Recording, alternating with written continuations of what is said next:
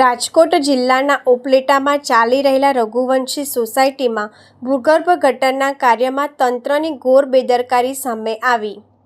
અનેક મહિનાઓ વીત્યા છતાં ભૂગર્ભ ગટરના કામને લઈ લોકો પરેશાન।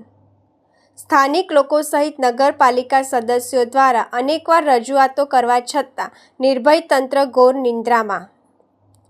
ભૂગર્ભ ગટર માટે ખોદેલા ખાડા અનેક રજૂઆતો બાદ પણ કોઈ સોસાયટીમાં ન આવતા ગાડાનું કીચણ। ભૂગર્ભ ગટરના ખુલ્લા ખાડાઓમાં વાહનો ખાબકતા લોકોમાં ભયનો માહોલ।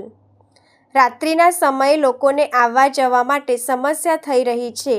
વિદ્યાર્થીઓ પણ સવારે સાયકલ મોટરસાયકલને લઈને નીકળી શકતા નથી। હજુ આવા અનેક જાહેર માર્ગો પર ખુલ્લા ખાડાઓ તંત્ર દ્વારા રિપેર કરાશે કે પછી નિર્ભય તંત્ર કોઈ મોટા અકસ્માતની રાહ જોઈ રહ્યું છે તેવા લોકોમાં ઉઠતા સવાલ। ભૂગર્ભ ગટરના આવા નબળા કાર્ય અને સેફટી વગર ચાલતા કામને તાત્કાલિક આ કામ અંગે ધ્યાન દોરવા વિનંતી કરી। મારું નામ મકવાણા પૂજા સવજીભાઈ। અમે અહીંયા શું કહેવાય સ્કૂલે જવું હોય ને તોય બહુ તકલીફ થાય। 8 દિવસથી અહીંયા વાન આવી નથી શકતું, આવે હે તોય પંચર થઈ જાય। હવે મારે ભણવા કેવી રીતે જાવું? હું 10મું ભણું, બોર્ડમાં ફેલ થાય તો કોણ જિમ્મેદારી લે? હવે આગળ અમારે કેમ વધુ? તમે એટલું કરી શકો કે આમાં કંઈક કરી શકો? અમે બહુ અમારે તકલીફ થાય। તમે નગરપાલિકામાં કોઈ જાણ કરેલી? જાણ કરી હતી, કેટલી ફેરે કરી પણ કોઈ આવતું જ નથી। 4-5 દી થઈ ગયા, કોઈ આવતું જ નથી।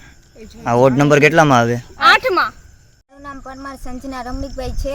અમે આ કેટલા વર્ષથી આ એરિયામાં રહી છીએ, પણ આ લોકો કોઈ આવતા જ નથી કે આપણે કરી શકીએ। અમે કીધું એ લોકોને કેટલી વાર કહેવા ગયા, પણ આમાં હાલવું વિચાર કરો। હું કોલેજમાં ભણું, હું જાઉં હું કાયમી ઉઠીને તો મારા પપ્પાને કહેવું પડે કે મને તેડી જાઓ। અહીંયા ખૂણે ઊભીને મારા પપ્પાને ફોન કરું કે મને તેડી જાઓ ને કોઈ તેડવા મારા પપ્પા એમ કે આમાં કેમ હાલું? હું કાલે પડી તો મારો પગ મરાઈ ગયો। હું કેવી રીતના પડી હતી, આખી ગાડાવાળી ભરાઈ ગઈ। હું પાછી આવીને 400ની દવાથી અમને 400 રૂપિયા કોણ દે? આમાં 400 અમે અટાણે અમે કામવા જાય છીએ ને તોય ભાઈ રાતને દી ઉજાગર કરે ને તોય 400 નથી થતા। 50 રૂપિયા તો માન કમાઈ એટલે એટલી નગરપાલિકા વાળાની બેદરકા છે। મારું નામ જગદીશ ગોવિંદભાઈ સોલંકી, શહેર ઉપલેટા।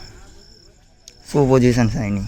છેલ્લા 8 દિવસ જ્યારથી વરસાદ આવ્યો ત્યારથી એની પહેલાં ભૂગર્ભ ગટર આવી ત્યારથી આજ દી સુધી અત્યારે એવી પરિસ્થિતિ છે કે અમારા છોકરા સ્કૂલે જઈ શકતા નથી, લેડીઝ બૈરાઓ ઘરની બહાર નીકળી શકતા નથી, હાજા માંદે રિક્ષાવાળા કોઈ આવતા નથી, બરાબર। અતિ ગંભીર સમસ્યા છે, એટલું કચકાણ છે કે આમાં હાલવા જે પગ મૂકવાની જગ્યા નથી। વારંવાર રજૂઆત કરવા છતાં કોઈ એક્શન લેવાતું નથી। આ નગરપાલિકા દ્વારા છેલ્લા 8 દિવસના લેખિત મૌખિક અસંખ્ય વાર ફરિયાદ કરવા છતાં આજ દી સુધી અમારી ફરિયાદ કોઈ સાંભળવા તૈયાર નથી। વોર્ડ નંબર કેટલામાં છે? Ward number 8। મારી નગરપાલિકાને એટલી જ વિનંતી છે કે વોર્ડ નંબર 8 નગરપાલિકામાં આવે કે ના આવે। ટેક્સ વેરો અમે પણ ભરી છીએ,